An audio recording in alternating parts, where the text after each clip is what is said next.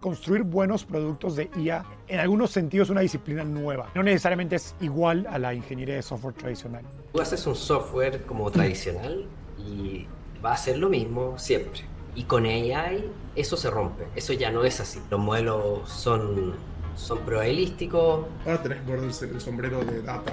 Inputs, outputs, saber qué está pasando. Lo que tratando de hacer es que la cantidad de fallos por ejecución típica baje. Hoy tengo a 3 grandes invitados expertos en tecnología. Damián Yenkel fue empleado número 10 de OutZero, una de las startups latinoamericanas más exitosas, que fue adquirida por Okta en 2021 por más de $6,000 millones. Hoy, Yenkel dirige el laboratorio de investigación y desarrollo de OutZero. José Noblecilla lidera tecnología e inteligencia artificial en Valor Capital, uno de los fondos de inversión más grandes de Latinoamérica, con más de $2,000 millones. Antes fue fundador y director de inteligencia artificial en Wildlife Studios. Finalmente, Felipe Sateller es fundador y CTO de Book, la plataforma de gestión de recursos humanos más grande de la región, que procesa la nómina de más de 4,000 empresas en Chile, México, Perú, Colombia y Brasil, valorada en más de $800 millones.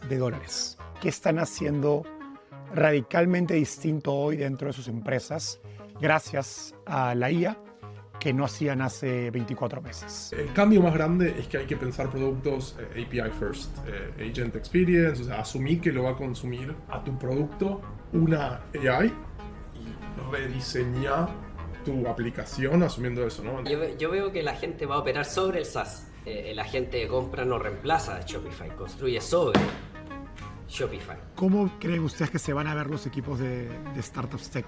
¿Cambia el perfil de los ingenieros? El perfil que está como que naciendo es un híbrido entre un software engineering y alguien más de datos. El rol de que alguien que te escribe la tarjeta y tú tienes que desarrollarlo, eso ya no existe. Yo te voy a decir qué es lo que tienes que hacer, mejor se lo digo a la IA. Quiero empezar sabiendo qué ha cambiado en su día a día, qué están haciendo radicalmente distinto hoy. ¿Qué tal? ¿Cómo están todos? Bienvenidos a este episodio del podcast Startupeable. Esta oportunidad vamos a tener una conversación, discusión con 3 emprendedores, operadores, con el caveat de que los 3 son técnicos.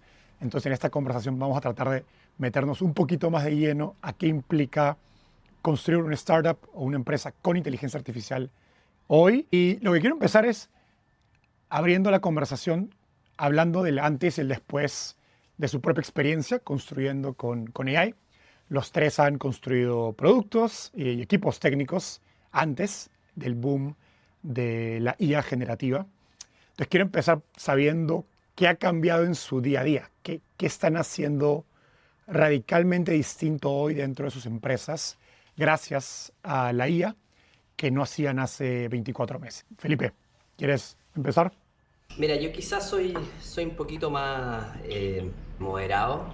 Yo no sé si hay algo que me cambia radicalmente. Lo que sí nosotros hemos visto es que para la productividad interna, para poder construir un mejor producto, la IA ha sido realmente transformadora en la cantidad de cosas que hoy día podemos hacer y que antes no podíamos hacer.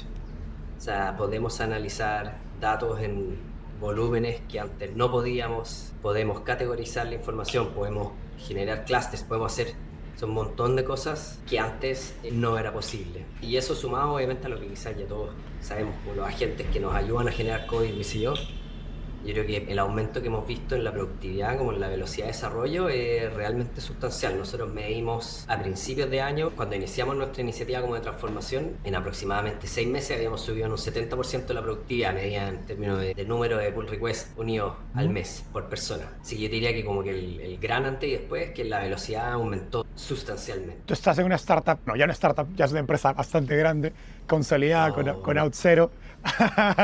Ahora nos dirá. Diriges el área de R&D y además, creo que interesante, eres inversor ángel en startups con la característica que suelen ser equipos muy técnicos. ¿Qué estás viendo en esas empresas, en el campo? Por ejemplo, nosotros hace años ya tenemos modelos de Machine Learning corriendo en producción para toda la parte de detección de anomalías, si un usuario realmente es quien dice que es, cuando hace login. Eso la verdad que desde ese punto de vista no cambió tanto.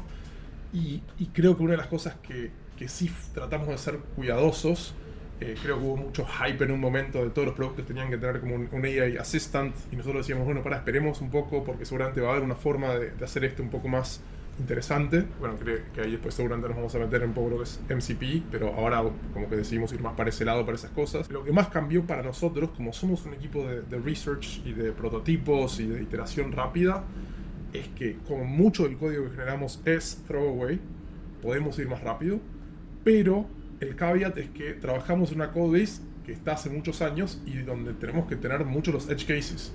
Entonces, lo que sí nos damos cuenta es que a medida que van, digamos, avanzando los modelos, es mucho mejor para el punto de vista de la productividad un modelo que otro. A medida que aumenta el context window, mejora el tooling para la misma codebase, que es la más grande, digamos, de Auth0. Por ejemplo, hace poco Opus empezó a hacer una diferencia muy grande comparado con lo que era Sonnet antes.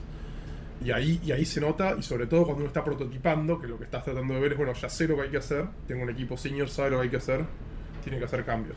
José, estuviste en Wildlife dirigiendo Machine Learning, luego emprendiste y hoy estás del otro lado como inversor.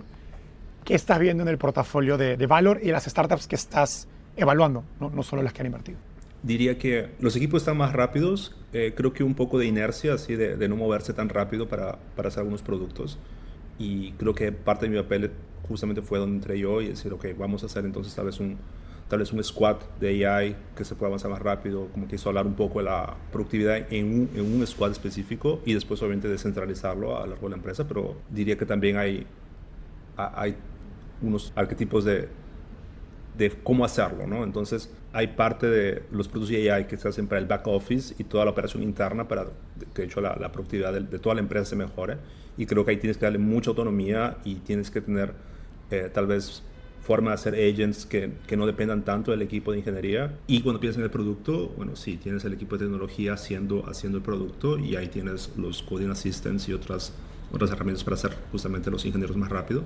Y creo que en ese mundo, creo que todas las empresas de portafolio se han movido muy, muy rápido. Yo diría que para darle autonomía al back office, creo que había un poco más de resistencia, un poco más de inercia, justamente por la parte de governance, ¿no? O sea, cuánta autonomía le quieres dar al equipo de operación a hacer algo que tal vez puede salir un poco del flujo de seguridad o puede salir un poco fuera del flujo también del día a día del equipo de ingeniería, ¿no? Pero qué curioso, o sea, has visto más velocidad en adoptar AI para productos externos más que para los equipos internos. Sí, total. Mira, total. a mí es interesante porque me pasa, yo veo al revés, ¿no? Yo veo muchas empresas muy grandes, y las empresas más grandes con las que yo hablo tienen bastante aversión por ahora al riesgo de armar un producto con IA. Primero hubo mucha aversión en usar AI tooling por el tema del licensing. Ahora eso, toda la parte de código ya pasó, pero estuvo eso, y después estaba el tema de a quién le doy el código. A empresas como Windsurf les empezó a ir bien porque tenían la posibilidad de correr en tu cloud, pero el tema del todo el riesgo más que nada de liability, qué pasa si la IA se equivoca, como que están con más aversión. Y lo que sí veo mucho es mucho interés, siempre teniendo en cuenta el tema de governance, de security, pero mucho interno al MCP en empresas grandes, y tratando de ver cómo acceden a los datos y cómo tiene auditoría. Poco de eso en esas empresas grandes que están haciendo productos con IA, sí, pero como segundo paso. En cambio, en las startups veo que no les importa el governance, la parte de security. Va mucho más rápido, prueban los productos más rápido, pero muchas de las empresas, por lo menos con las que estoy dándole una mano, quieres invirtiendo, haciendo advisorship, puro producto IA. No siempre, obviamente, no siendo overkill, o sea, siempre que sea un producto valioso, no usar IA por IA, pero veo una diferencia muy grande entre los dos tipos de empresas. Sí, incluso justo lo que veo es que la gente, pensando en el back office, las empresas tienen un poco de miedo de, bueno, yo poner datos y mandarlo a algún provider que no tenga confianza, etcétera. Creo que es un poco más de este lado, sí. Y un poco el contexto también, Valor también tiene un portafolio que no es tan, diría que sería para arriba, ¿no? Entonces, creo que la preocupación también por governance dentro de la propia empresa es mucho mayor, ¿sí? Entonces, por ejemplo, un equipo de marketing usando algún provider de AI para poder hacer algo, creo que es un poco normal, pero ahora cuando quieras llevarlo a producción, quieres escalarlo, tiene más problemas por realmente empezar. Hace poco hablé con alguien que arrancó una startup, pero estaba en una empresa bastante grande, no pública, pero bien grande, y tuvieron que hacer auditoría de ISO 42000 algo, que es el nuevo proceso de IA, ¿no? Me dice, el primer año, la verdad que los auditores no sabían bien qué auditar. Entonces como que bueno, pasó todo. Y el segundo año fue muy distinto, dice. Entonces creo que también vamos a empezar a ver esa tendencia que precisamente compliance y las auditorías de ISO sobre esos sistemas van a derivar, digamos, cosas interesantes desde el punto de vista de incentivos. Yo incluso creo que diría que a permitir que otros tipos de negocio aparezcan, ¿no? Así como apareció Vanta en algún momento para resolverte SOC 2, va a aparecer otro tipo de empresa que te va a resolver un seguro de AI, y hemos visto algunas cosas en ese tipo, principalmente en US, ¿no?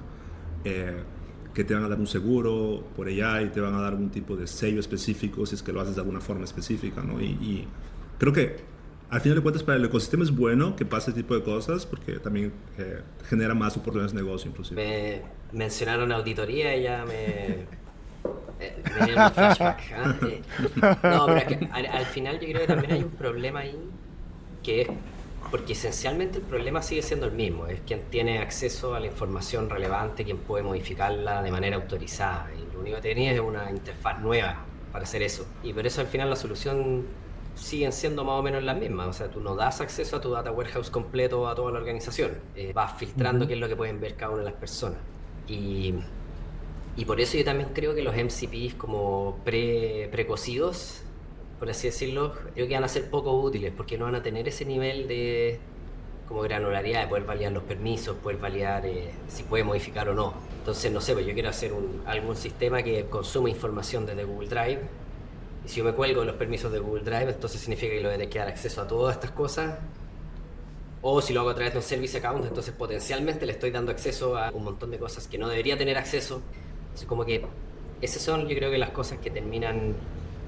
Si quiero tener una buena base de conocimiento, voy a tener que consumir toda la base, pero ¿quién le muestro? O sea, esa es un poco la dificultad que yo creo que, bueno, siempre ha sido la misma, pero ahora parece una nueva manera de complicarse la vida. Sí, me parece que MCP servers remotos bien hechos van a sumar, pero acá es donde entra el bien hechos, ¿no? O sea, para mí usar una service account para conectar desde el MCP server a la API no está bien. Eso es una falla de seguridad. De hecho, una cosa que empecé a hacer con AI, con vZero, es un sitio que se llama aileaks.dev, y ahí voy anotando todos los problemas de seguridad que vamos encontrando en aplicaciones de IA, y después se lo muestro a la gente y me dice, sí, no tendría que hacer esto. Wikileaks de AI. aileaks.dev es como que le muestro los prospects a los customers y vende inmediatamente el producto porque se dan cuenta del riesgo, ¿no? Y cualquier otra cosa entre los problemas de seguridad de los que vos hablás, pero no es que es inherente a MCP eso es mala programación, digamos. Claro, es que el problema que tienes es que tú si quieres disponibilizar, qué sé yo, los resultados de la compañía, quizás a toda la empresa. Eso no significa que tú quieres que todos los estados financieros estén. Entonces igual, una de dos.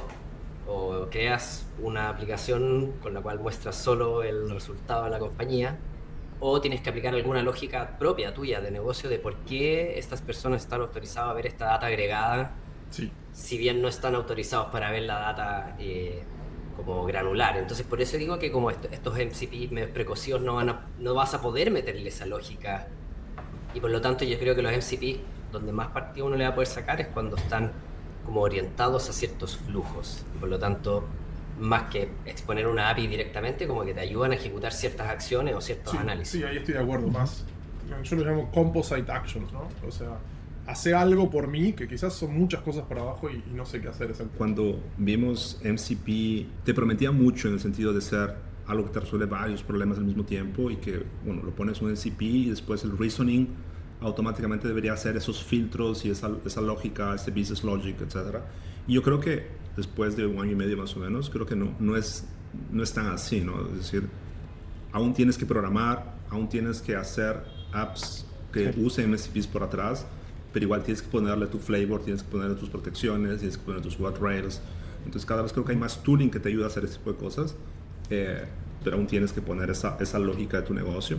Y igual de alguna forma, por lo menos de mi lado un poco más técnico, diría que es un poco aliviador saber que no, aún yo tengo que hacer mi trabajo, ¿no? Tengo que hacer un poco de mi trabajo y ponerle mi lógica, ¿no? Ahora AGI no se lleva tu trabajo.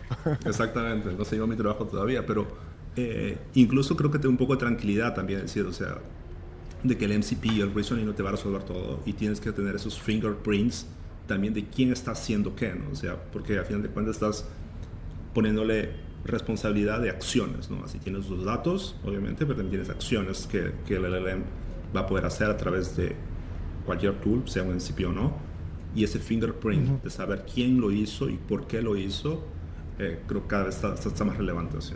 Antes de meternos más de lleno al stack técnico, quiero cerrar esta sección hablando de, a nivel de impacto de negocio, ¿dónde están viendo mayor beneficio real? Felipe, hablaste de productividad en términos de pull request. Me pregunto si están viendo algún beneficio tangible en, no sé, leads más baratos, en ahorro en costos de marketing, obviamente ahorro en costos de programación. ¿Dónde están viendo mayor impacto hoy? Qué buena pregunta, porque no sabría decirte cuál de todas las áreas como la que más productividad ha aumentado. Nosotros sí estamos invirtiendo harto en utilizar AI para la adquisición de leads y eso ha sido como un canal bien provechoso. Tenemos también un asistente para todo el proceso de venta. Nosotros también, me imagino, al igual que Auth0, somos un poco más venta más uno a uno, más que transaccional B2C, y para apoyar ahí al esfuerzo del equipo comercial.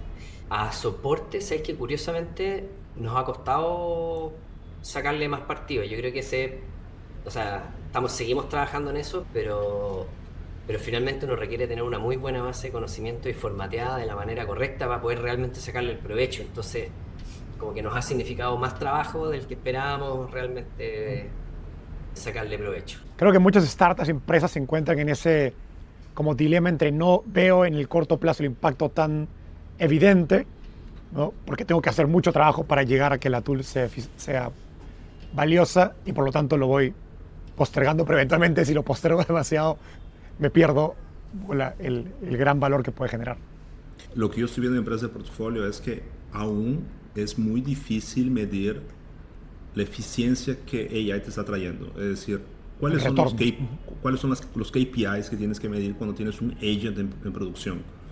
Y creo que la forma más fácil, diría hoy día, y la forma incluso que algunas empresas están reportando performance, es a través de un paralelo entre uno a uno con empleados, ¿no? Es decir, tienes un agent que te hace collections, te hace cobranzas, y tienes la persona que te hace collections, te hace cobranzas, ¿no? Dentro de cada role tienes un job to be done, ¿no? Es decir, en el día a día, ¿qué cosa un analista de cobranza hace, ¿no? Bueno, pide documentos, analiza crédito, llama a la persona, renegocia los pagos, etcétera, ¿no? Entonces, dentro de eso, ¿cuáles son el uno para uno de cuál es el MCP que está llamando, qué cosa hizo el LLM, qué cosa fue delegado al humano, etcétera? Entonces, creo que estos flujos aún están siendo creados y creo que este tracking de datos aún también está siendo creado. Entonces, lo más fácil diría hoy día, es decir, cuántas personas de hecho hoy día tengo en mi operación y planos más drásticos de reducción incluso y obviamente es un tema polémico, ¿no? Porque al final de cuentas estás reduciendo gente, ¿no? Pero creo que es una forma que está cada vez más estándar dentro de las empresas del portafolio. Y las empresas menos maduras aún tienen este problema de ese uno para uno entre agent y humano y no siempre vas a poder hacer ese uno para uno de agent humano, ¿no? Yo creo que lo que más fácil, pensando en empresas que son full SaaS software, piensas también tienes un P&L más definido, un costo bien definido, etcétera, y puedes ver ahí justamente qué cosa aumentó, qué cosa disminuyó, ¿no? Pero pensando incluso en ventas, en adquisición de usuarios, si todos están usando AI y la competencia está cada vez más fuerte, naturalmente vas a ver que el costo de user acquisition va a aumentar, ¿no? Entonces, pensando en teoría de juegos incluso, ¿no? Es decir, por un lado vas a disminuir el costo de tus empleados, por otro lado vas a aumentar el costo del user acquisition como un todo en el mercado, ¿no? Entonces, yo creo que tener bastante cuidado incluso a la hora de ver los dos lados. Pensando más en las startups, veo dos cosas. Creo que por un lado, está permitiendo experiencias de producto que no existirían de otra forma, que eso hace un poco lo que dice José, que los clientes de estas startups quizás tengan gente más eficiente, ¿no? Hay una empresa autónoma que hace que el testing sea más fácil, entonces después la persona que hace los tests hace más tests en menos tiempo, puede hacer más tests, etc. Hay otra empresa que ayuda a mejorar los procesos de otras empresas internamente, entonces el equipo de BizOps, en vez de tardar en un relevamiento meses, tarda semanas. Y ahí es donde estoy viendo, por lo menos con las empresas que tengo más contacto, que me cuentan más los founders en qué andan, es ellos, cuando ellos van a vender, lo que están vendiendo es precisamente algo que tu equipo tarde menos tiempo, sea más eficiente, esté más contento, pueda hacer más cosas. Y eso funciona y realmente está funcionando. Una anécdota, por ejemplo, que no es relacionado a esto, relacionado a esto, pero no a estas empresas. El otro día, justo hablando en X, en Twitter, le pregunto al CTO de Raindrop, que es una empresa como que hace observability de la parte de AI, LLMs, bueno. Y justo estaban contratando y le pregunté cuánta gente menos tienen porque usan AI internamente. Y es muy grande la diferencia. No me acuerdo justo el número, pero quizás son una empresa chica y quizás necesitaría mucha más gente para hacer lo mismo.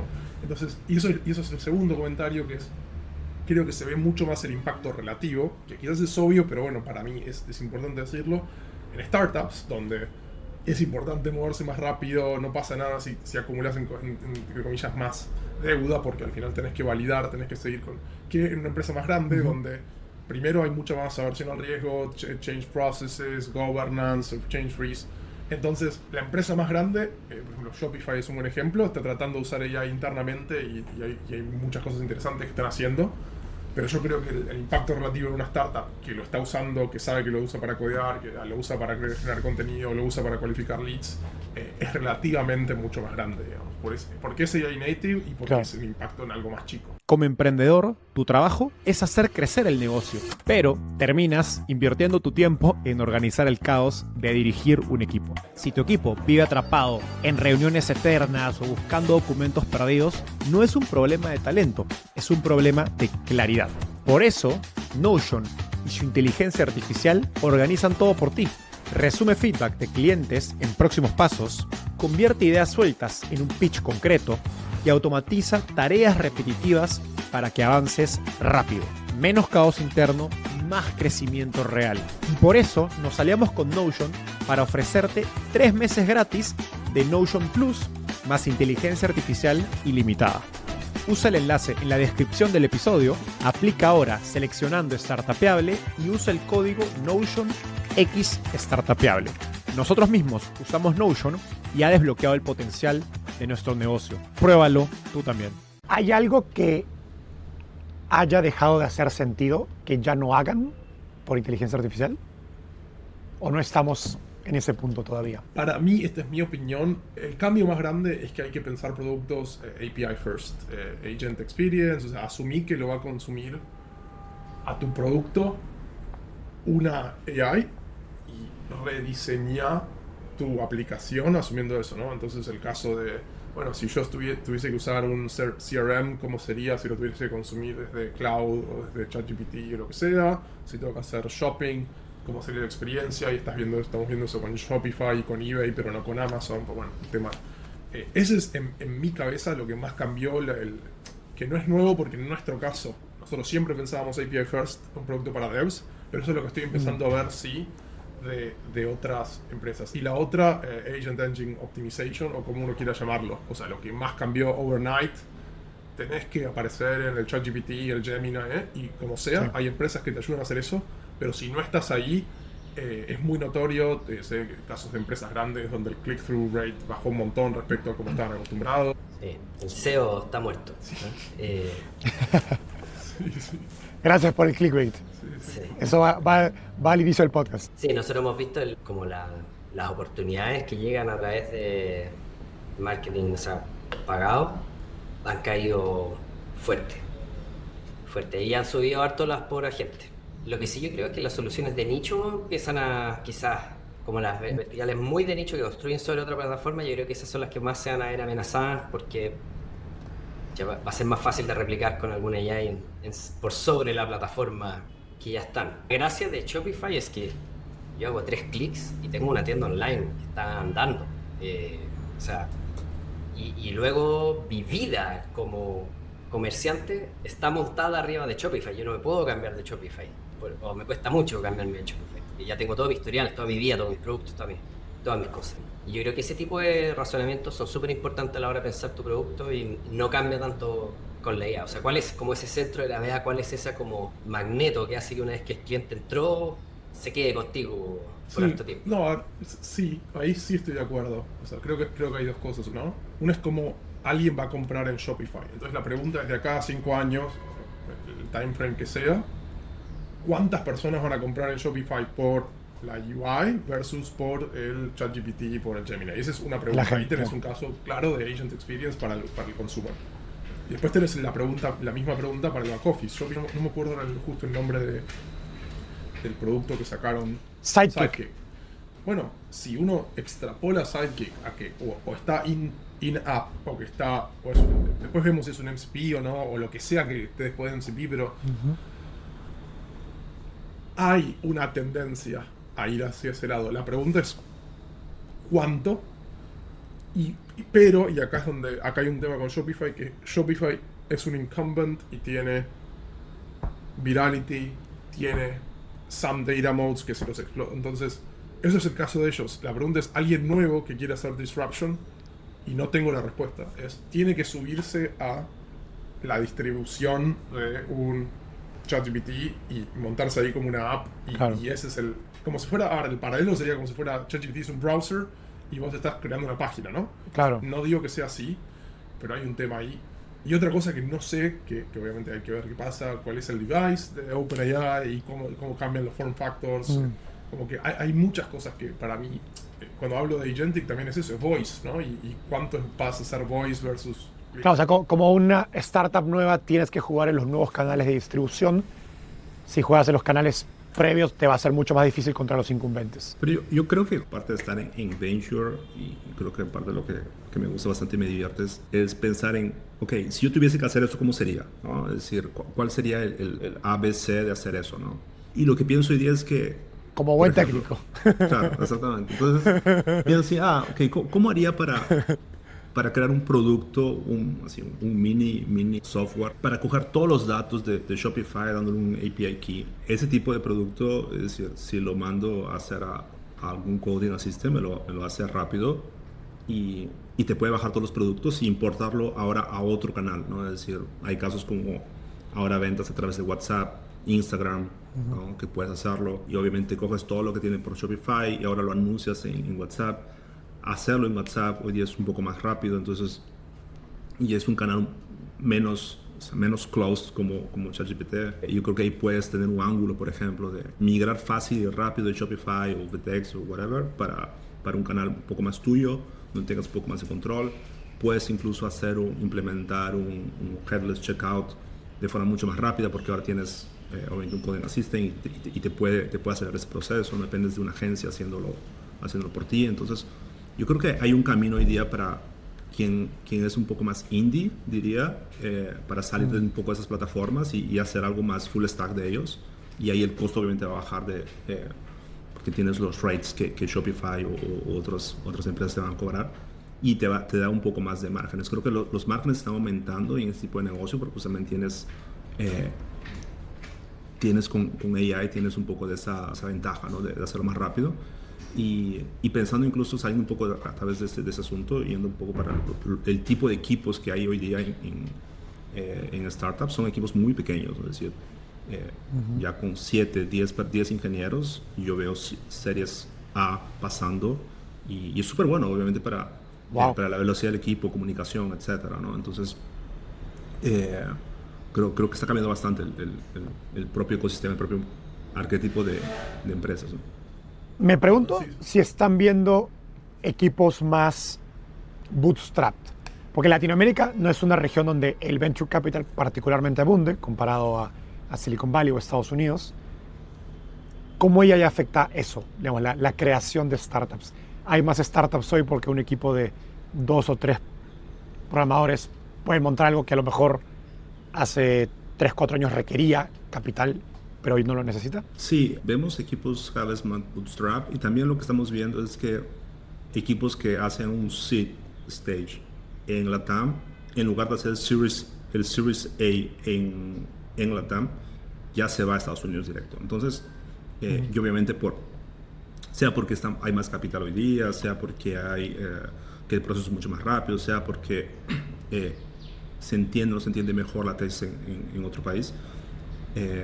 Pero algo que está pasando es eso, ¿no? O sea, comienzan bootstrap, hacen tal vez un seed en la TAM y después sale US. Si pensamos un poco esto que decía José de, bueno, mi Customer Acquisition Cost va a subir porque todos usan AI, ¿no? La tecnología hace que, mira, si vos no reiniciaste capital y otros sí, y arriba de eso le metes AI, a menos que tengas un equipo que pueda hacer mucha diferencia, estás compitiendo contra otros que van a ir más rápido, ¿no? O sea, 5 que usan AI contra 2 que usan AI, y si son iguales van a ganar 5, ¿no? Obviamente, no, estoy diciendo si son iguales, hay mucha nuance ahí. Pero también, y esta es mi perspectiva, se puso de moda ser founder, se puso de moda revisar capital, se puso de moda ir a Silicon Valley. Sí. No estoy diciendo que es algo malo, estoy diciendo se puso de moda. Entonces también lo que buscan muchos es eso.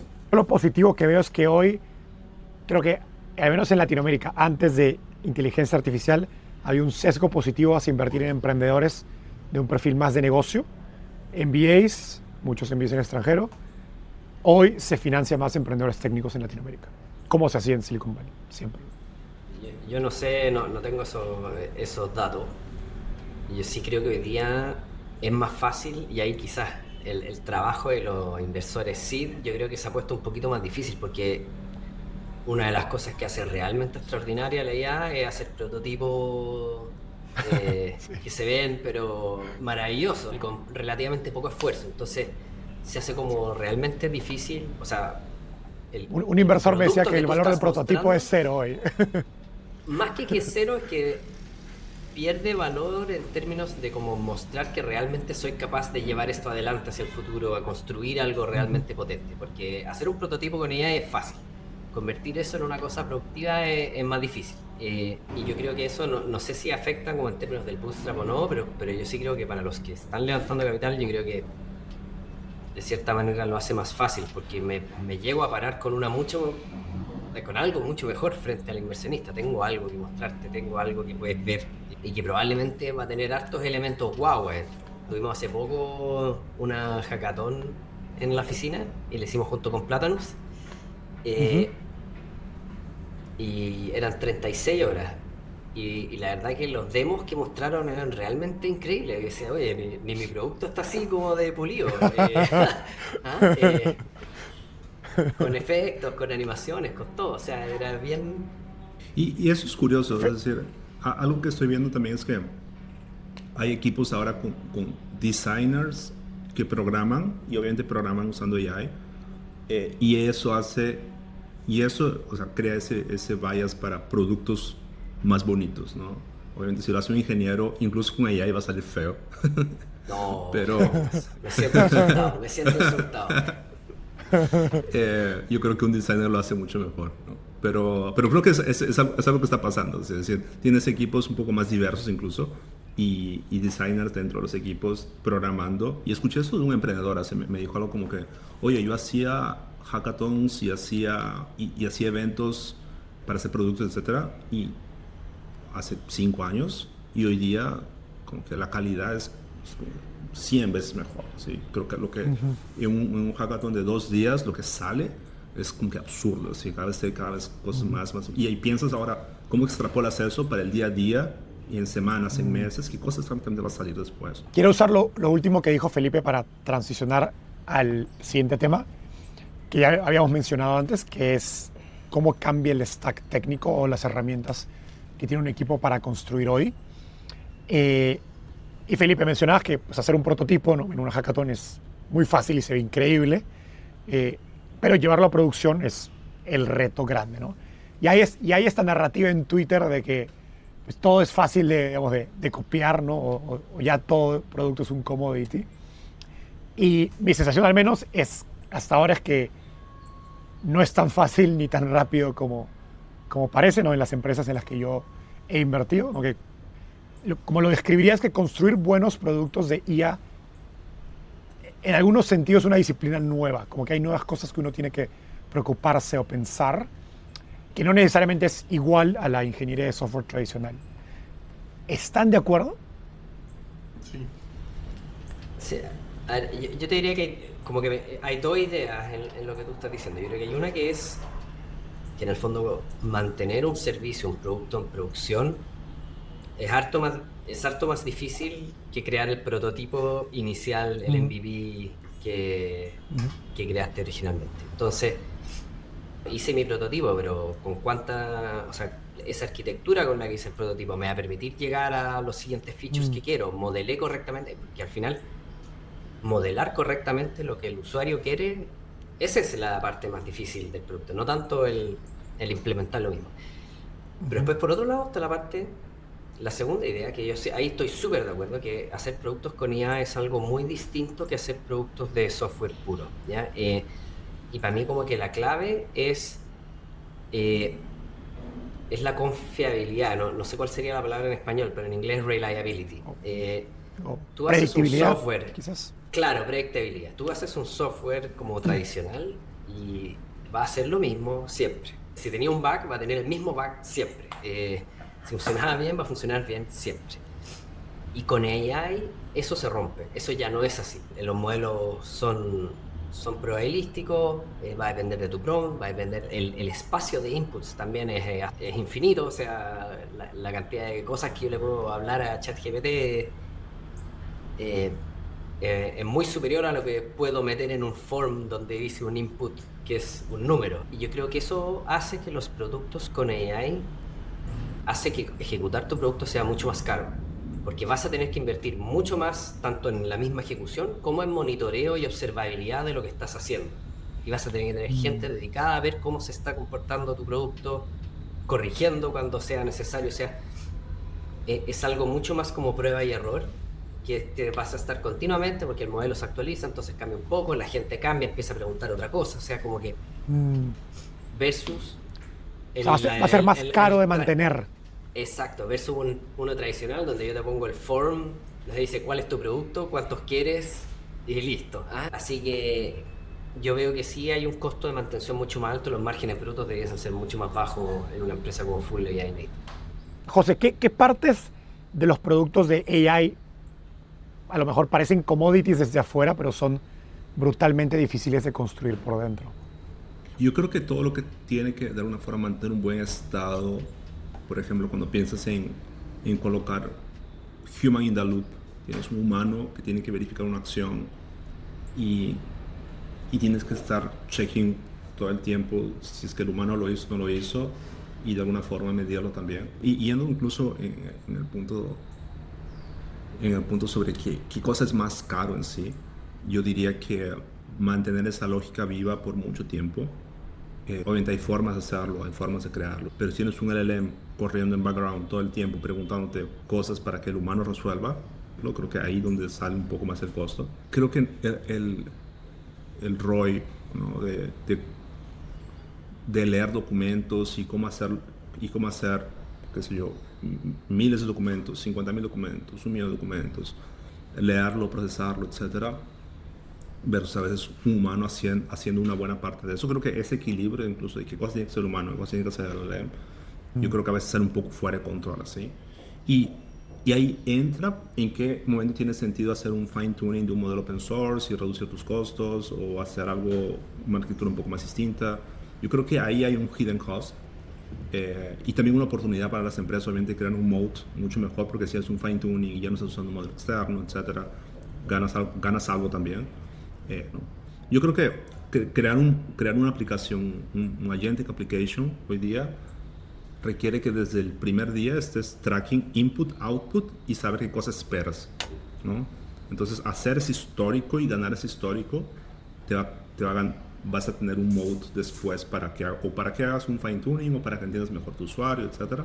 Pero pienso que es un buen building block para que estés construyendo desde el día cero pensando en escala, en reliability, etcétera. Y no solamente la parte del sistema, no solamente la parte de observabilidad. Se habla de entrenar modelos, ¿no? De fine tuning, de los evals, ¿no? Evaluaciones, RAG, prompt engineering a un nivel más básico. ¿Qué de todos estos técnicas generan valor y cuáles a lo mejor, oye, mejor espérate el siguiente modelo? Bueno, como todo, depende. Esa es la respuesta del ingeniero. Pero, ahora, creo que antes tenías que ponerte el sombrero de reliability para que el sistema no se caiga, de seguridad para que el sistema sea seguro, un par de sombreros más. Ahora tenés que poner el sombrero de data, ¿no? Non-determinism, data, sampling. Y es esto, ¿no? Inputs, outputs, saber qué está pasando, verlo. Entonces, lo que empieza a pasar es esto. Vos ves dónde falla el sistema y lo que estás tratando de hacer es que la cantidad de fallos por ejecución típica baje. Y ahí es donde buscas diferentes técnicas. Puede ser prompt optimization, ¿no? De hecho, hay una empresa que invertí hace poco que ellos hacen un poco esto, ¿no? Primero deciden, le das un prompt y te dice a qué modelo mandárselo y cuál conviene, y después te cambia tu prompt para que mejore. Y eso es típico picks and shovels, porque es algo que todo el mundo necesita, pero hay poca gente que lo está usando, ¿no? Quizás algo más, cuando te das cuenta que tenés un problema, recién vas a usar eso porque querés empezar a solucionar este problema. Otro de los problemas que veo, yendo por ejemplo más al caso de RAG y Context Engineering, muchas de las empresas en las que invertí, lo que están haciendo es en el caso B2B, el desafío y el costo y la dificultad no es tanto el uso de IA, sino es toda la parte de data engineering, de catalogarla, del tagging interno. Por ejemplo, no sé, los chicos de Lucid lo que quieren hacer es ayudar a procesos para generar slides y context para implementar SAP o para implementar Salesforce, lo que sea, ¿no? Pero la parte difícil es estructurar los datos que tiene cada una de las empresas de consultoría de forma interna para que esos datos después sean queryables, sean metidos en el contexto con la right metadata para poder tomar la decisión. Entonces, en mi opinión, hay dos cosas que cambian, que es el primero es el contexto, el data engineering, y hay que resolver eso para el dominio específico.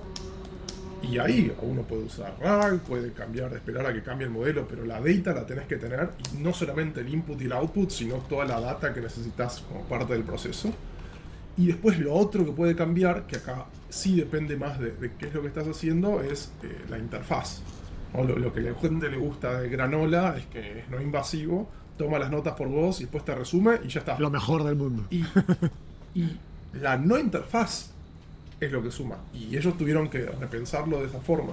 Entonces, ¿cuál es la forma de repensar la UI que permite que tu producto en particular sirva para lo que se está usando? Antes de continuar el episodio, quiero pedirte un pequeño favor. Solo el 21% de las personas que escuchan Startupeable están suscritas a este canal. Si tú no lo estás, por favor, ayúdame dándole clic en suscribirte. Con solo un clic nos ayudas a crecer mucho más de lo que te imaginas. A cambio, yo me comprometo a seguir mejorando la calidad de las entrevistas y seguir trayendo cada vez mejores invitados, como los líderes detrás de Mercado Libre, Nubank, Duolingo, Tienda Nube, Pedidos Ya y más empresas de tecnología exitosas de Latinoamérica y el mundo. Gracias y ahora sí, volvemos al episodio. Es curioso esto que dices. En Startupeable usamos mucho Claude Code, los skills, y la vez que vimos más mejora en, obviamente no para código, sino para contenido, es cuando nos pusimos a labelear nuestra data de contenido. Literalmente armamos un spreadsheet y con AI o manualmente pusimos a labelear data y fue el cambio a sonar como Enzo o como Startupeable, fue increíble. Más que optimizar prompts, ¿no? O seguir mejorando los prompts. Felipe, hablamos mucho de lo rápido que es crear prototipos, hacer código. En este nuevo mundo, y dado que obviamente Book es una startup más consolidada, ¿cómo piensas acerca de los moats en el mundo de AI? ¿Es en los datos, en producto, en tu distribución? ¿Dónde lo ven? En el caso nuestro, el moat es que finalmente todas las empresas tienen un centro de gravedad que son los trabajadores, los empleados de esa compañía. La gente entra, sale, sube de cargo, cambia de cargo, y cada una de esas cosas gatilla procesos, y en el fondo esto significa que hay muchas cosas que giran en torno a la gente que entra, que sale de vuelta. Entonces finalmente nosotros, como somos dueños de esa información, somos la fuente, no dueños de la data del cliente, pero en el fondo somos la fuente autoritativa de esa información, nos vuelve como la plataforma natural por sobre construir todos estos procesos. Y Y yo creo que, o sea, hay muchos negocios que han hecho algo similar, o sea, todos los ERP apuestan un poco lo mismo. La data financiera es como el núcleo y de ahí vas construyendo ciertas Los operaciones. CRMs. Claro, exacto. El CRM es quiénes son tus clientes, que obviamente también, cuando aparece, cuando lo contacté, cuando no, que sí. Pero tú lo que igual tienes que lograr es ser algo que sea como más o menos central en la vida de tu cliente. Eso es lo que te va a permitir también ir luego construyendo cosas encima. Se ha visto que las startups como de nichos verticales no es que mueren, pero yo creo que se ven bien debilitadas. O sea, un Calendly versus Google Calendar que sacó el feature y listo. Entonces al final es cuál es tu centro de gravedad, qué es lo que hace muy difícil a tu cliente cambiarse y que le hace muy fácil enganchar otros procesos encima tuyo. ¿Cómo piensan, y esto está conectado a algo que mencionaba Jenkel, en la evolución o el futuro de las interfaces? Porque al final de cuentas un SaaS, ¿no? Es una interfaz sobre una base de datos, y ahora se habla mucho pues del mundo de agentes, ¿no? Y oye, ahora en lugar de tú usar un SaaS para ejecutar una serie de tareas, en el futuro a lo mejor un agente va a ejecutar esas tareas por ti. Entonces ya no necesitas el SaaS. ¿Cómo lo ven? Yo veo que la gente va a operar sobre el SaaS, y así lo veo yo. Porque al final la data autoritativa, finalmente esa data labeleada, como hablaban recién, como tener bien etiquetadas las cosas, eso tiene que estar en alguna parte. Alguien va a ser el dueño de eso. Un Excel es poco probable porque se te va a desordenar en 30 segundos. Un SaaS, la gracia que te hace es que te ayuda a ordenar esa información. Entonces finalmente los agentes van a operar sobre estos SaaS. El agente de compra no reemplaza a Shopify, construye sobre Shopify. El agente de venta no reemplaza a HubSpot. Se integra con la información y trabaja sobre la data que esté en HubSpot, en tu CRM. Sí, yo creo que los agentes construyen sobre los SaaS, no desaparecen. Yo creo que la forma más granular posible, donde le das a tu usuario pocas acciones para tomar y la experiencia es como que es muy lean, yo creo que es la parte, tal vez un poco de corazón lo que tienes que construir. Entonces, dicho eso, yo creo que, por ejemplo, comenzar con un Kanban, un board de Kanban, donde tienes cuáles son las tareas que él tiene que completar y AI por atrás es quien crea esas tareas, entonces está como que guiando al usuario cuál es el paso a paso de lo que tiene que seguir, por ejemplo. Es un building block que creo que está apareciendo bastante en las empresas, es decir, cuando piensas en Human in the Loop, ese Kanban board como que está apareciendo ya. O sea, en la los gente UIs. te crea tareas para que lo guíes. Claro, exactamente, ¿no? Y puede ser un agente o pueden ser múltiples agentes, ¿no? Entonces, yo creo que es parte de lo que estoy viendo yo hoy día. Otro lado es, ok, otro building block es cómo le das feedback a la gente, ¿no? Es decir, ok, si es un Kanban, cuando te mueves de un lugar A al lugar B y no le pasa el feedback, ¿no? Entonces, ¿cómo le das feedback, no?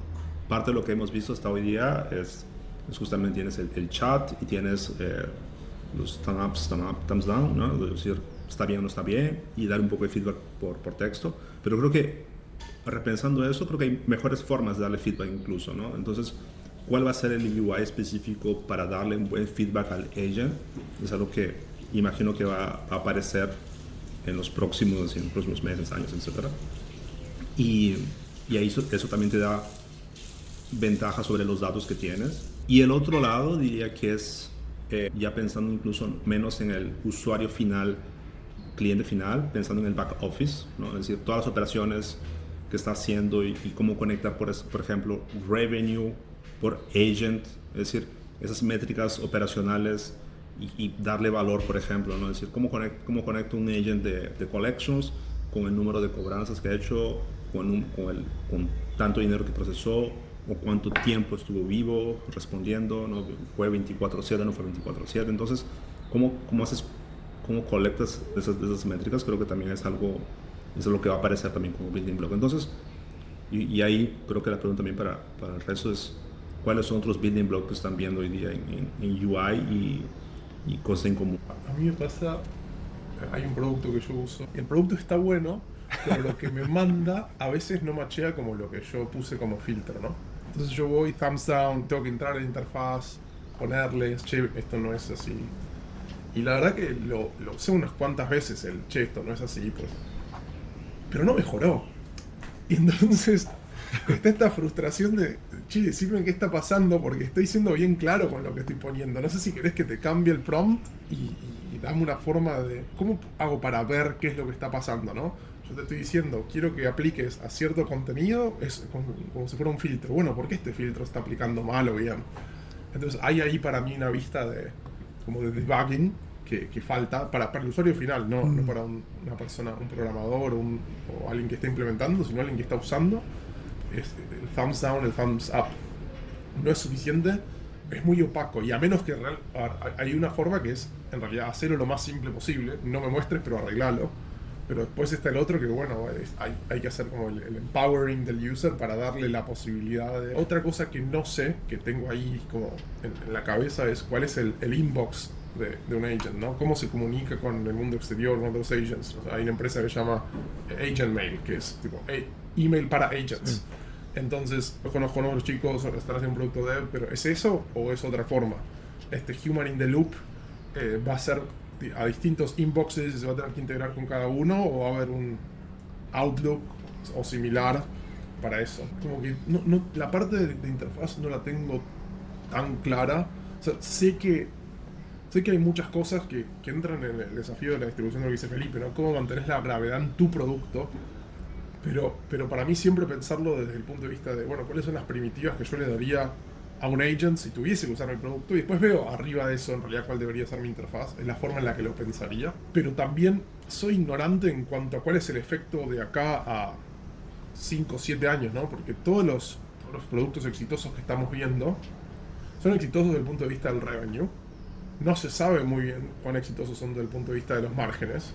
Estamos viendo exits muy grandes y está buenísimo, pero la pregunta es, bueno, si estas empresas estuvieran out in the open for years, ¿serían profitable o no? Y para mí no está tan claro, ¿no? Para mí lo que está comprando mucho es habilidad para hacer productos de AI y no necesariamente profitability. Ahora quiero hablar de equipos tech, equipos de ingeniería en la era de agentes. Hablamos al inicio acerca de cómo AI te permite programar mucho más rápido, cómo están viendo equipos de startups con menos ingenieros crecer más o llegar más lejos. Me pregunto cómo lo ven ustedes, ¿no? Porque hay gente que dice, oye, cambia el trabajo de un ingeniero. Hay gente que dice, oye, ahora el ingeniero tiene que ser como el reviewer de la AI, ¿no? ¿Cómo creen ustedes que se van a ver los equipos de startups tech en el futuro o en 2026?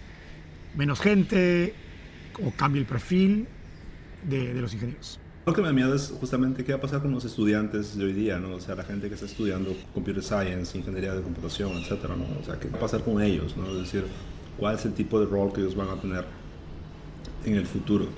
Y ya lo que estaba pensando es, ok, ¿cómo conectamos mejor a las empresas del portfolio con la universidad y con laboratorios y qué cosas le están pidiendo hoy día a ellos? Entonces, creo que cada vez he visto esa tendencia más de fellowships, es decir, de empresas privadas yendo con universidad para hacer algunos proyectos específicos, sea de inteligencia artificial, data science, etcétera, ¿no?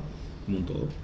Y creo que el perfil que está como que naciendo es un híbrido entre un software engineering y alguien más de datos. Tal vez data science al inicio parecía que iba a absorber este trabajo de AI y context management, etcétera. Y creo que cada vez está haciendo más un trabajo más de data engineering. Y es algo que para hacer todo el context management, para trabajar los inputs, outputs, sea de procesos intermediarios, del workflow de los agentes, etc. Yo creo que cada vez es un trabajo más de data engineering. Y ese software engineering, obviamente, para hacer un buen sistema de backend. Ahora, el perfil, si es que va a ser más review, menos código, creo que el conocimiento por atrás creo que es necesario. Por ejemplo, mi conocimiento de frontend y tal vez incluso un poco de backend, como que no es tan profundo. Pero hoy día cuando programo con AI es como que parte de lo que hago es pedirle que me explique un poco por qué lo hizo así, ¿no? Entonces, y ahí como que yo voy aprendiendo un poco más, etc. Creo que no se quita la curiosidad de los ingenieros y creo que ese perfil de tener un buen talento técnico, que sea muy curioso y quiera aprender, y que use AI también con mecanismos de feedbacks para él mismo, creo que es súper necesario. José, ¿eso quiere decir que tú estás viendo hoy en el campo que se contrata menos ingenieros junior jóvenes saliendo de la universidad? Sí, pero hay una tendencia de esos fellowships que están apareciendo como para tener proyectos más curados saliendo de universidad. Y hay obviamente contratados ingenieros que son parte de ese proyecto después, ¿no? Pero cada vez la tendencia es más fuerte. ¿Sí? Nosotros estamos, yo te diría que nosotros hemos seguido con bastante éxito en la estrategia de contratar a harto junior. El año pasado hicimos un programa de pasantía, se volvió el número, han sido unos 45, 50 pasantes, los cuales se quedaron unos 30 y algo, 40, y ha sido súper exitoso. Porque yo te diría que al final la carrera de software engineer quizás está mal especificada en el sentido que es muy amplia, como decir analista o gerente. Bueno, ¿analista de qué? ¿Gerente de qué? No es lo mismo un gerente comercial que un gerente operativo. Por lo menos en el mundo que me muevo yo, donde hacemos producto para resolverle problemas a empresas, como que el gran valor del desarrollador no está como en la expertise técnica propiamente tal. Obviamente tiene que ser bueno en lo que hace, pero el verdadero valor donde hace como el home run es en que realmente entiende bien a su cliente, mejor que su cliente se entienda a sí mismo, y es capaz de modelar la situación de una manera que sea implementable. Y la verdad que la IA potencia eso infinito, porque de cierta manera una vez que tú ya tienes el modelo en tu cabeza, lo plasmas en un documento, que era algo que nosotros veníamos haciendo desde antes de la IA se transforma como en un acelerador después en transformar esta parte a código que termina siendo una cosa un poco más, no es mecánica porque tampoco es trivial, pero como que la verdadera parte intelectual estuvo antes. Es solamente como materializar lo que habíamos dicho. Y en ese sentido como que contratar gente junior no es problema, o sea, la gente... Lo que sí te cambia es que ya no estás contratando mucho de un perfil que, o yo por lo menos no estoy contratando mucho de un perfil que es como muy técnico y requiere instrucciones muy precisas para poder desarrollar lo que tiene que hacer. En el fondo ese rol de que alguien que te escribe la tarjeta y tú tienes que desarrollarlo, eso ya no existe. O sea, no existe hace mucho tiempo en nuestra empresa, pero con la IA yo creo que finalmente desaparece, porque si yo te voy a decir qué es lo que tienes que hacer, mejor se lo digo a la IA. ¿Cómo creen que eso impacta la industria de staffing de ingenieros, que es bastante grande en Latinoamérica? Porque lo que acaba de decir Felipe aplicaría lo mismo a decírselo a una agencia, ¿no? De desarrollo o de staffing. Bueno, lo estamos viendo con las... No necesariamente, porque muchas agencias te proponen como parte de su oferta de valor, yo te levanto bien tus requerimientos. Yo voy a entender mejor que tú lo que tienes que implementar para solucionar. Y por eso muchas se especializan como en ciertas verticales. Creo que hay dos cosas. O sea, una cosa es que las sigas usando por su expertise, pero hay un tema desde el punto de vista del incentivo y lo que serían las billable hours. O sea, incluso si lo podés hacer mejor que yo, si me seguís cobrando la misma cantidad de horas que me cobrabas antes, es raro. Como el tema de los abogados. Bueno, el abogado es un caso muy claro. Ahora, acá sin saber de cómo está afectando cosas como Legora o Harvey, no tengo data, pero es un muy buen ejemplo, ¿no? O sea, ¿qué me estás cobrando? ¿Por solucionar un problema o billable? Entonces, me parece que ahí afecta el modelo de negocio. No sé si necesariamente afecta, y acá es donde no sé, no es que digo esto es así, pero no sé, si mucho de lo que se está contratando menos, como dice José, primero yo no sé que todos lo estén haciendo así, o sea, si yo tuviese, y algunas de las startups con las que yo trabajo no están contratando gente que tiene 10 años de experiencia, están contratando gente que tiene quizás un par de años, o quizás, bueno, en Latinoamérica también es muy común trabajar durante el college, entonces también tienen años de experiencia, o sea, como que hay un diferencial ahí, pero gente bastante temprano en su carrera. Yo creo que en 2020, en 2021, 2022 se contrató mucha gente que no necesitaba a nadie contratar.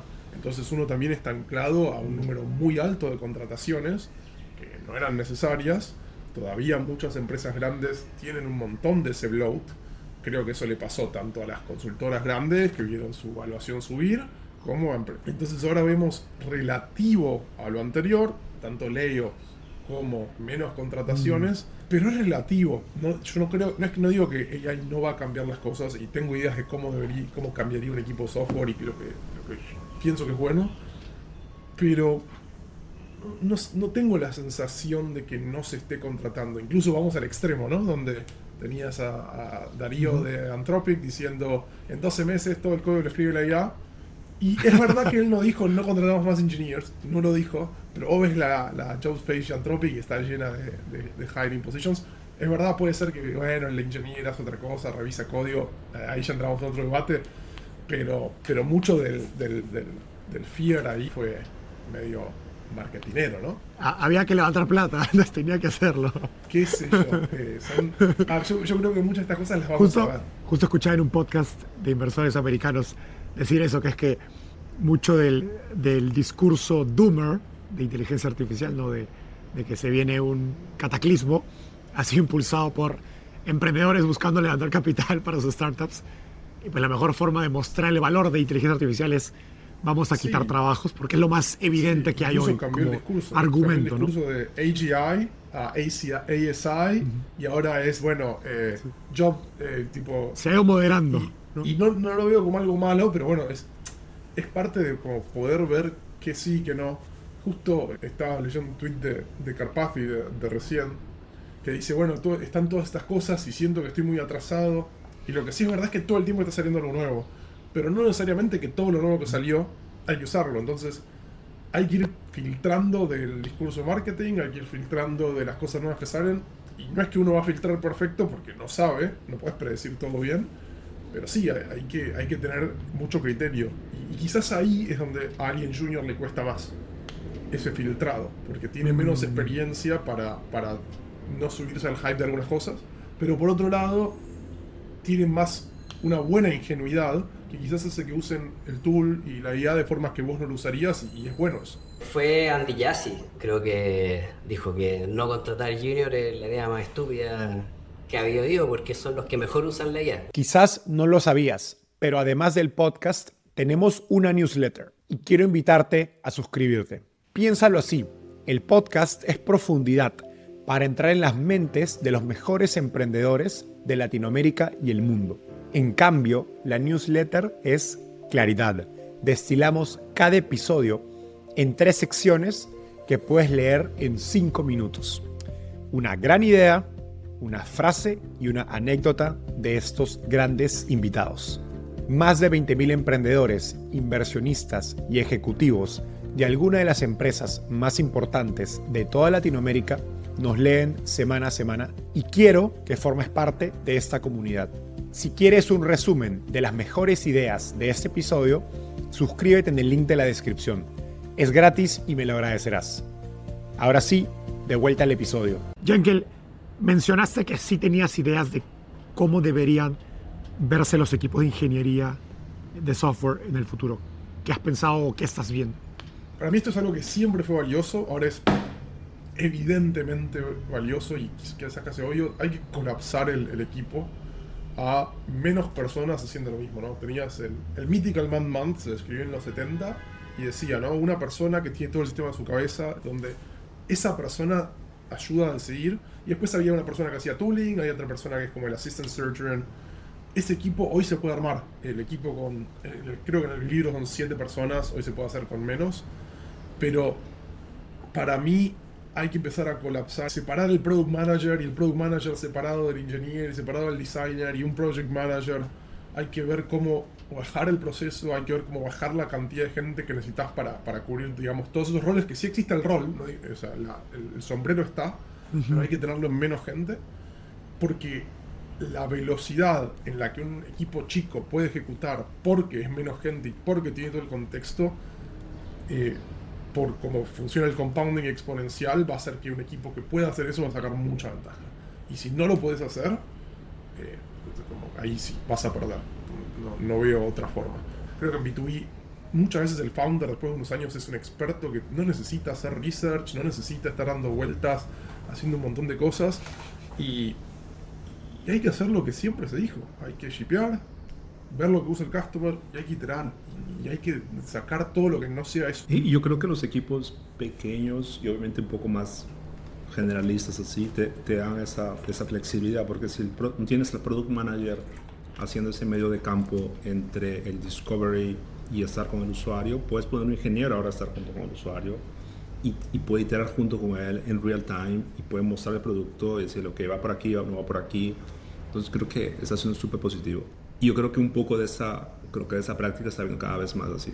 O sea, la iteración con el producto está cada vez mucho más rápida, ¿no? Y genera productos más pulidos. Yo estoy de acuerdo y yo también creo que los equipos van a ser más pequeños. Con el aumento de productividad que te da la IA, el balance a favor de achicar el equipo y por lo tanto reducir los costos comunicacionales mejora harto. No tengo claro qué significa eso por el lado más de producto. Si vamos a tener un product manager por más de un equipo de desarrollo o igual vamos a generar más product manager, eso yo creo que todavía no lo tengo claro. A mí igual me gusta que sea como un product manager por equipo que genera como esa mini startup dentro de la organización. El product manager como el CEO de ese squad. Para cerrar, hablemos un poco de oportunidades en el contexto de inteligencia artificial. Creo que ustedes son una combinación interesante de gente en ese espacio, porque Felipe, por un lado, está construyendo una de las startups de SaaS más exitosas de Latinoamérica. Damián y José invierten en emprendedores construyendo para la TAM o para el mundo. Y a la vez mi sensación es que en inteligencia artificial todos todavía estamos empezando de cero y hay muchas preguntas, ¿no? por responderse, no todo el mundo tiene las respuestas. ¿Qué oportunidades únicas o interesantes ven para emprendedores que quieren construir desde Latinoamérica, ya sea para la región o para el mundo? Creo que hay dos cosas. Una que es general para cualquiera que esté emprendiendo, que es, hay un mandato con empresas grandes, usa AI, punto. O sea, está claro, ¿no? Usa AI, y si vos podés mostrar que el uso de AI resulta en mayor eficiencia, menor costo, lo que sea, de la forma que sea, no es reduciendo gente, puede ser con la misma gente, no tuve que contratar heads, lo que sea, tenés un producto. Después, obviamente ahí entras en cómo lo defendés, etc. Pero todo lo que es B2B, internal productivity, es un greenfield. En muchos casos es aburrido para mucha gente. No a todo el mundo le gusta hacer la herramienta que mejora la eficiencia del proceso. Entonces, para mí ahí... o hacer compliance, que sea aburrido y que sea el mercado lo busque, para mí está bueno.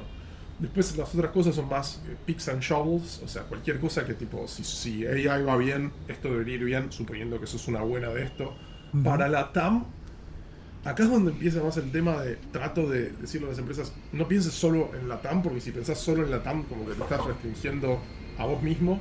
Pero si no quisiera pensar solo en la TAM, tenés más informalidad, tenés más negocios, digamos, no más negocios pequeños, sino que mucho mayor proporción de negocio pequeño en cuanto, digamos, Entonces creo que va a haber productos de lifestyle business, no necesariamente venture backed, que van a poder ir bien, y que va a haber equipos chicos que van a poder armar y tener un buen negocio. De mi lado, tal vez una nueva tendencia que yo veo que creo que a lo largo de los últimos 10 años, por ejemplo, tienes una empresa que te resuelve taxes en la TAM y tienes otra empresa que te resuelve contabilidad usando un SaaS. ¿Cómo puedes hacer tal vez algo end-to-end ahora con AI que puedas internalizar esas dos empresas dentro de la tuya? Es decir, ok, esos son dos features dentro de la mía y yo te voy a resolver tanto la contabilidad como los taxes, ¿no? Entonces, creo que AI te permite hacer eso de forma más eficiente. Entonces, piensa en una nueva generación ahora de emprendedores que va a pensar mucho más grande y va a agregar esas features en una empresa mucho mayor, ¿no? Yo creo que es algo que en la TAM hay una buena oportunidad, no solamente porque el mercado está más fragmentado, pero está fragmentado en dos niveles hoy día, no tanto en el nivel cuando piensas en algo más old school, años 60, pero también cuando piensas en SaaS tradicional, años 2010, algo así, ¿no? Entonces, pensar un poco de ese lado creo que hay una buena oportunidad. Y obviamente todo lo que es la TAM-centric, como WhatsApp, como canal de distribución o también como medio final de producto. José y Jengel, ustedes dos también invierten en emprendedores latinoamericanos, brasileños, argentinos, emprendiendo global para Estados Unidos o para el mundo. ¿En qué áreas o en qué categorías ven ahí que los emprendedores latinoamericanos pueden tener un edge para competir a nivel global? Ahora, una cosa que es... Por lo menos yo lo veo en Argentina, está muy caro el talento bueno, todo el talento que puede armar AI. Eso es un edge muy grande. ¿Por qué? Porque todavía hay pocas empresas que de las grandes hay pocas que vinieron a la TAM. Incluso, por ejemplo, uno puede tomar Brasil, que tiene en diferentes ciudades, tenés a Google, Amazon, pero no está en todos lados y no aceptan remoto. Entonces, para mí hay un edge, o sea, muy grande que es fuera de arbitraje, donde uno puede pagar buenos sueldos, conseguir talento top de la región, que es muy buen talento, no es que porque no se pudieron mudar a Silicon Valley no es malo. El resto, creo que hoy hay una desventaja más grande que históricamente al no estar en el Valley. Me parece que están pasando tantas cosas tan rápido que la falta de charla informal existe, pero no desde el punto tanto de vista de negocio, sino más de la innovación. Pero en el resto, digamos, creo que sigue siendo parecido a como siempre, ¿no? O sea, cuanto antes uno puede ir global, pero como negocio, mejor, porque tenés un pool más grande y también porque fuera de la TAM están más acostumbrados a pagar más por el mismo software. O sea, tanto personas B2C como B2B. Sí, yo creo que lo vi en Wildlife. En el 2014, 2015 competíamos por talento con Amazon, con Google, con Facebook.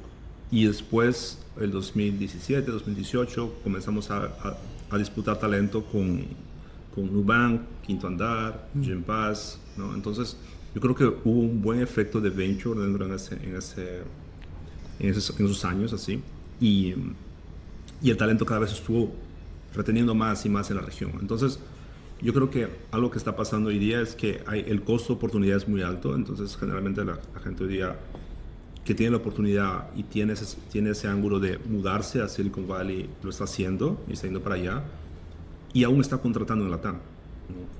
Sea porque conoce bien el mercado, porque está muy cerca de una universidad, porque tiene amigos y hoy ya trabaja allá, entonces sabe dónde encontrar a la gente. Y ahí lo segundo, creo que es pensando como founders, como CEO, etcétera, estar en Silicon Valley te ayuda a tener ese costo de oportunidad, y creo que no le pierde nada a alguien que sea americano totalmente o alguien que se muda también de otro país para Estados Unidos. Entonces, igual, Wildlife se construyó global desde Brasil.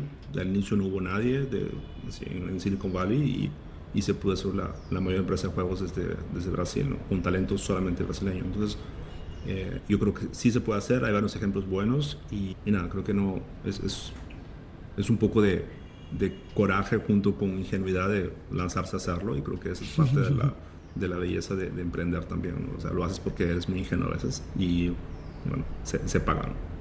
Yo haría harto hincapié en el tema del tamaño del mercado, que lo estudien bien antes de lanzarse. O sea, no sé, en mi categoría los software valen 10 veces más en Estados Unidos. Como que con menos clientes puedes de repente conseguir más plata. Y también obviamente que de repente uno habla de la TAM como si fuera una gran cosa, pero en realidad no. Es un mercado súper atomizado. Está Brasil, que es grande, México un poco más chico, Argentina es difícil de operar. Como que en la práctica también es hacer algo como realmente a lo largo de toda la TAM no es tan fácil. Tiene sus dificultades. Ahora, por otro lado, desde la TAM estás más lejos para lograr las cosas que... Si quieres hacer algo como realmente global, es más, yo creo que es un poquito más difícil. Te vas a estar codeando no te vas a estar codeando en realidad con la gente que además te puede ayudar. Y dicho eso, yo creo que igual hay muchos y muy bonitos negocios que se pueden hacer acá en la TAM. En la línea un poquito de los lifestyle business que mencionaba Jenkel, o sea, en la TAM estamos varios años atrás de lo que está Estados Unidos o Europa en términos de avance de la tecnología. Entonces, simplemente replicar lo que ves que está funcionando al otro lado, yo creo que hay una buena oportunidad, y sobre todo hoy día con AI, quizás no vas a necesitar levantar plata para poder materializar eso. Bueno, señores, gracias por el tiempo. Gracias, José, Jenkel y Felipe. Nos vemos. Chao, un abrazo. Gracias a ti. Gracias. Vamos, chao. Gracias por acompañarnos hasta el final del episodio. A diferencia de un inversionista, no te cobramos por nuestra sabiduría, pero para poder seguir creciendo necesitamos de tu ayuda. Así que comparte este episodio con tus amigos emprendedores. Y si quieres recibir el resumen con lo mejor de todas nuestras entrevistas, no dejes de suscribirte a nuestra newsletter dándole clic aquí. Nos vemos en el próximo episodio.